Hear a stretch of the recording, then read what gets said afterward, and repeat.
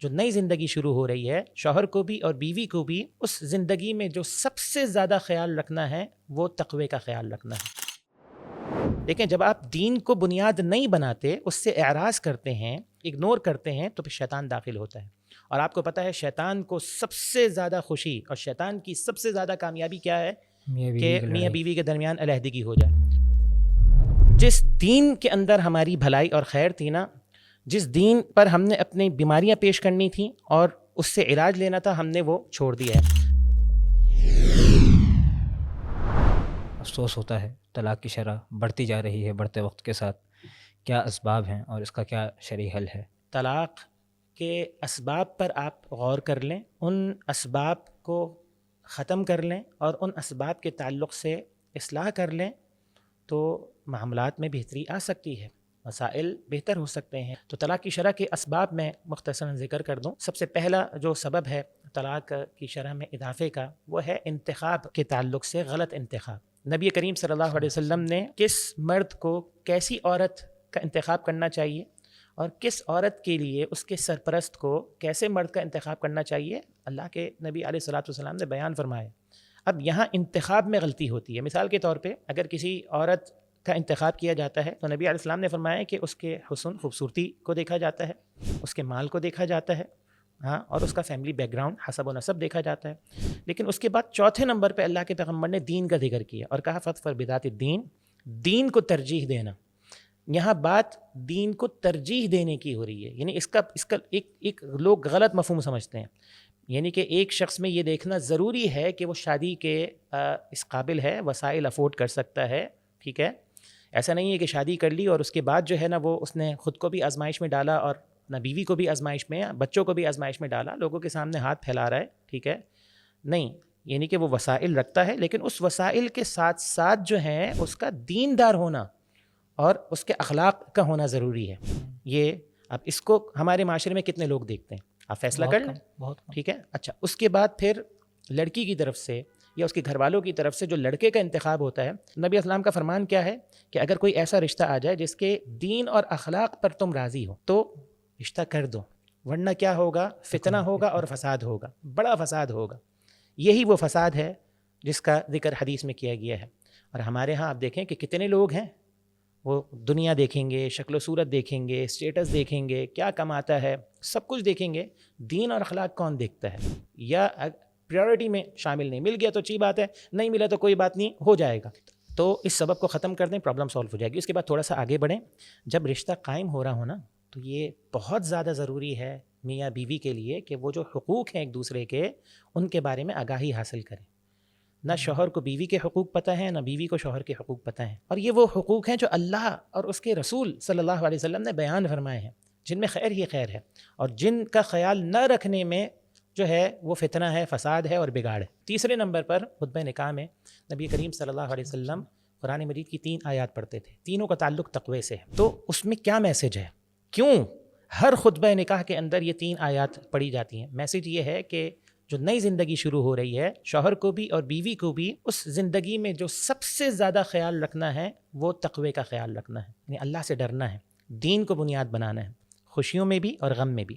لیکن جب آپ دین کو بنیاد نہیں بناتے، اس سے اعراض کرتے ہیں، اس کو پریورٹی نہیں دیتے، اگنور کرتے ہیں، تو پھر شیطان داخل ہوتا ہے۔ اور آپ کو پتہ ہے شیطان کو سب سے زیادہ خوشی اور شیطان کی سب سے زیادہ کامیابی کیا ہے؟ کہ میاں بیوی کے درمیان علیحدگی ہو جائے، اور وہ کامیاب ہو جاتا ہے، ہو رہا ہے، اور جو اسٹیٹکس آ رہے ہیں وہ ہمارے سامنے اس کا بہت بڑا ثبوت ہے۔ تو ایک تیسری وجہ کیا ہے؟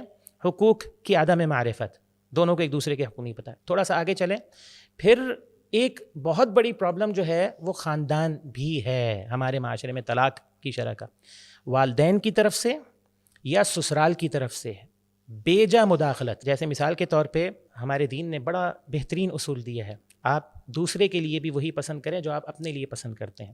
ماں جو اپنی بیٹی کے لیے پسند کرتی ہے وہی اپنی بہو کے لیے بھی پسند کرے، کیونکہ اس کی بیٹی بھی کہیں بہو بن کر گئی ہے، اب وہ کیا پسند کرتی ہے اس کے ساتھ کیا سے تعلق ہو۔ یہی معاملہ جو ہے وہ عورت کی طرف سے بھی ہونا چاہیے، وہ جو اپنی ماں کے بارے میں مثال کے طور پہ جو ایک جذبات رکھتی ہے، احترام رکھتی ہے، وہی ساس کے تعلق سے بھی ہونا چاہیے۔ جب یہ دونوں طرف سے معاملات ہوتے ہیں، خیال رکھا جاتا ہے، تو گھر کے اندر پھر سکون ہوتا ہے، فسادات کم ہوتے ہیں۔ اچھا، بسا اوقات والدین کی مداخلت ہوتی ہے، اولاد ہاتھ سے نہ نکل جائے اور زیادتی پہ مجبور کرتے ہیں۔ دیکھیں، مرد کی خوبصورتی پتہ ہے کیا ہے؟ وہ یہ ہے کہ ایک ہی وقت میں اللہ رب العالمین نے اسے کئی رشتے نبھانے کی صلاحیت دی ہے۔ وہ شادی کے بعد والدین کو بھی دیکھتا ہے، وہ شادی کے بعد بیوی بچوں کو بھی دیکھتا ہے۔ تو اللہ نے اس کو یہ صلاحیت دی ہے، تو اس کو اس صلاحیت کو اسی طرح بیلنس کر کے رکھنا چاہیے، والدین کے درمیان بھی اور بیوی کے درمیان۔ نہ والدین کی وجہ سے بیوی پر زیادتی ہو، اور نہ بیوی کی وجہ سے وہ والدین کو چھوڑ دے، کے حقوق کو جو ہے نا وہ چھوڑ دے۔ اور بسا اوقات جو ہے وہ سسرال کی طرف سے، مرد کے سسرال کی میں بات کر رہا ہوں، عورت کے میکے کی طرف سے اگر کچھ معاملات ہو جاتے ہیں، تو بجائے اس کے کہ اصلاح کی طرف معاملے کو لے کر جایا جائے، کیا کیا جاتا ہے کہ جی ہماری بیٹی ہے، ہم تو فوراً اس کو گھر لے آئیں گے۔ دیکھیں، اگر معاملہ اس حد تک ہے تو سمجھ میں آتا ہے، لیکن آج ہمارے معاشرے میں یہ بہت زیادہ ہو گیا ہے۔ چھوٹے چھوٹے معاملات کے اندر بجائے گھر نبھانے کے، گھر کو ختم کرنے کی باتیں کی جاتی ہیں۔ صحیح ہے، تھوڑا سا ہم آگے بڑھیں تو ایک فیکٹر جسے آپ کہہ لیں وہ ہے مغربی خاندانی تصور کی تقلید کا، جو مغرب تصور ہمیں دے رہا ہے، خاص طور پہ ڈراموں میں، خاص طور پہ جو ہے وہ ہماری فلموں کے اندر، اور یہ جو جن کو ہم نے آئیڈیل بنایا ہوا ہے نا، یہ جو ایکٹرز ہیں اور ایکٹریسز ہیں، آپ دیکھیں ان میں بہت زیادہ یہ معاملات ہوتے ہیں۔ وہ تصور کیا ہے؟ وہ ہے آزادی کا تصور۔ شادی کو قید سمجھا جاتا ہے، تو اگر شادی کے باوجود آپ اس کو کوئی قید سمجھے گا، یا اپنی پرائیویسی یا اپنی اسپیس کے خلاف سمجھے گا کہ جی میں تو آزاد ہوں، بنی تو بنی، نہیں بنی تو ختم، تو کمپرومائز ہی نہیں ہے اس کے اندر۔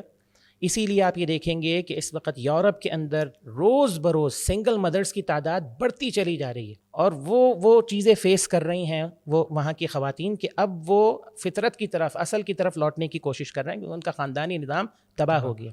ایک بڑی وجہ سوشل میڈیا ہے، گلوبلائزیشن کا دور ہے، پوری دنیا آپ کے سامنے آ گئی، ایکسپوزر بڑھ گیا شیخ۔ اب پتہ ہے کیا ہے؟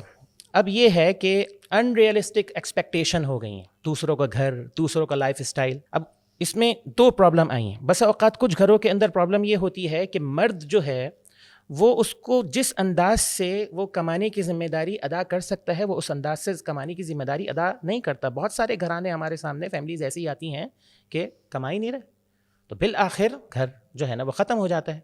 اور دوسری جو پرابلم جو اس سے بھی زیادہ ہے وہ ہے قناعت کا تصور ختم ہو گیا ہمارے معاشرے میں۔ نبی اسلام نے اتنا بہترین اصول ہمیں دیا ہے، اگر اس اصول پر عمل کیا جائے تو پرابلم سالو ہو جائیں۔ وہ اصول کیا ہے؟ وہ یہ ہے کہ اپنے سے کمتر کو دیکھو اور اللہ کا شکر ادا کرو۔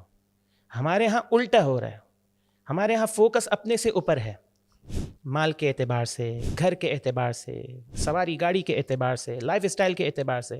اب وہ ایکسپیکٹیشن جو مرد ہیں عورت کو جو ہے وہ پوری نہیں کر پا رہا، کیونکہ معاشی پرابلمز ہیں، مسائل ہیں۔ اور وجہ کیا ہے؟ وجہ یہ، ان ساری وجوہات کا خلاصہ کیا ہے کہ جس بحیثیت مسلمان، جس دین کے اندر ہماری بھلائی اور خیر تھی نا، جس دین پر ہم نے اپنی بیماریاں پیش کرنی تھیں اور اس سے علاج لینا تھا، ہم نے وہ چھوڑ دیا ہے۔ ایک بہت بڑی وجہ یہ ہے کہ جب اختلاف ہو جاتا ہے، اس اختلاف میں صبر اور برداشت ختم ہو گئی ہے، تو گھر کا ماحول جو ہے نا اس میں دو چیزیں انوالو ہو جاتی ہیں۔ ایک طرف انا، ضد اور خود پسندی، میں، مرد عورت کے سامنے مثال کے طور پہ اس سے مشورہ کرنا، اس کی بات کو سمجھنا، میں، میری چلے گی۔ بھئی آپ قوام ہیں، آپ حاکم ہیں، لیکن اس کا ہرگز یہ مطلب نہیں ہے کہ گھر کے معاملات بغیر مشورے کے ساتھ آپ لے کے چل رہے ہیں۔ نہیں، سنیں، سمجھیں، ڈسکس کریں اور سمجھائیں، قائل کریں۔ اور عورت کا معاملہ یہ ہے کہ اس کو اطاعت کا حکم دیا گیا ہے۔ ابن تیمیہ رحمہ اللہ فرماتے ہیں شادی کے بعد عورت پر شوہر کا حق اس کے والدین سے بھی زیادہ ہو جاتا ہے، تو اب اطاعت ہے۔ اور نبی علیہ السلام کی صریح حدیث ہے، جنت کی خوشخبری ہے، جنت کے دروازوں میں سے جس دروازے سے چاہے گی داخل ہو جا، اللہ رب العالمین کھول دے گا ایسی عورت کے لیے، توحید پر ہو، نمازیں پڑھے، روزے رکھے اور شوہر کی اطاعت کرے۔ ٹھیک ہے، تو اختلافات ہو جاتے ہیں تو اس کے اندر صبر اور برداشت کرنا، انا ضد کو بیچ میں نہ لے کر آنا۔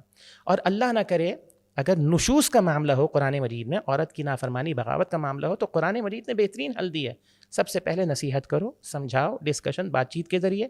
نہیں ہو تو پھر غصہ ٹھنڈا کرنے کے لیے کچھ وقت کے لیے الگ ہو جاؤ، دونوں کو سوچنے کا، سمجھنے کا موقع ملے۔ پھر بھی نہیں آتا تو پھر بھی طلاق نہیں ہے. اب دیکھیں کیا ہے کہ ثالث کو، اور ثالث کی ذمہ داری یہ ہے دونوں گھر کی طرف سے ہوں اور غیر جانبدار ہوں، یعنی کہ لڑکے کی طرف سے ہے تو لڑکے کی سائڈ لیں، لڑکی کی طرف سے ہے تو لڑکی کی سائڈ لیں، اور ثالث ہی گھر معاملے کو جو ہے وہ بگاڑ دیں. ابھی ثالث ہی نہیں ہے. اللہ تعالی عالم. بہت سارے معاملات ہیں، لیکن ہم اس کو ختم کرتے ہیں اس بات پر. طلاق کا جو معاملہ ہے نا، مرد کو طلاق کا اختیار دیا گیا ہے. یہ آخری آپشن ہے جو آج مردوں نے سب سے پہلے آپشن کے طور پہ اختیار کر لیا.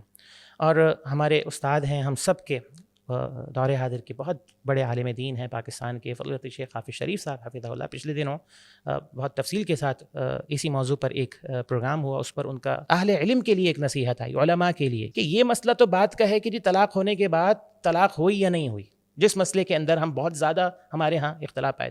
وہ کہتے ہیں اس پر اجماع اور اتفاق ہے کہ سنت یہ ہے کہ اگر طلاق کی نوبت آئے تو مرد کو چاہیے ایک وقت میں ایک طلاق دے، اور وہ بھی جو ہے وہ پاکیزگی کے حالت میں ہونی چاہیے. عورت جو ہے وہ ایام میں نہیں ہونی چاہیے، کیونکہ میڈیکل سائنس کو اگر آپ پڑھیں گے تو عورت ان دنوں جو ہے نا وہ ذرا اس کی طبیعت عام روٹین سے ہٹ کر ہوتی ہے، ضد آ جاتی ہے، چڑچڑاپن آ جاتا ہے، تو اس کی وجہ سے فوراً جو ہے نا معاملات بگڑتے ہیں اور ریئیکشن آتا ہے. تو واللہ تعالی عالم اس میں طلاق نہ ہو.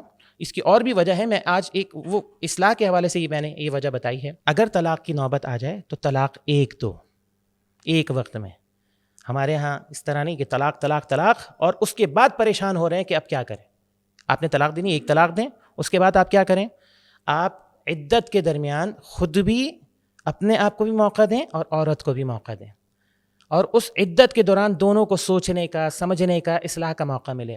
نہیں ہو تو اس کے بعد پھر اگلے طہر میں یا جو آپ نے طلاق دینی ایک طلاق دیں، پھر آپ کو موقع ملے. اگر آپ اس کو اختیار کریں گے، اس طرز عمل جو سنت طریقہ ہے، تو آپ سمجھ لیں آپ نے گھروں کو بچا لیا. اور اس پر اہل علم کا اجماع ہے کہ ایک ہی وقت میں ایک سے زیادہ طلاق دینا نہ صرف بدعت ہے، گناہ ہے، بلکہ فساد کا بھی سبب ہے جو آج ہو رہا ہے. طلاق میں جو ایک طلاق میں اگر ہم یہ کہیں طلاق رجعی میں شریعت نے اس حد تک یہ کہ عورت نہ شوہر کے گھر سے نکلے گی اور نہ ہی شوہر جو ہے وہ اسے گھر سے نکالے گا. جی بالکل ایسا. اور پھر عورت اسی طرح زینت اختیار کرے گی جیسا عام دنوں میں اپنے شوہر کے لیے اختیار کرتی ہے. جی تاکہ جو ہے وہ گھر جو ہے وہ نبھے، جی گھر قائم رہے. اس میں ایک آخری ایک اور چیز ذہن میں آئی، یاد ہے تو میں نے کہا وہ کمپلیٹ ہو جائے، اضافہ ہو جائے.